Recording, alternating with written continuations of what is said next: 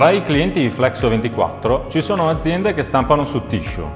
Il tissue è un materiale che in stampa ha un comportamento simile alla carta, ma avendo una superficie molto irregolare e assorbente, si utilizzano fotopolimeri con spessori medi, solitamente 2,84 mm. Questo spessore consente al rilievo creato sul cliché di compensare le irregolarità del supporto e di mantenere la stampa pulita.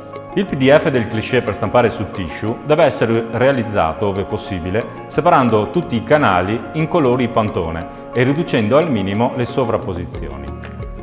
Le immagini fotografiche e alcuni disegni dovranno essere realizzati necessariamente in quadricromia o in tricromia, ma è fondamentale ridurre o eliminare gli elementi non funzionali che potrebbero compromettere il risultato di stampa.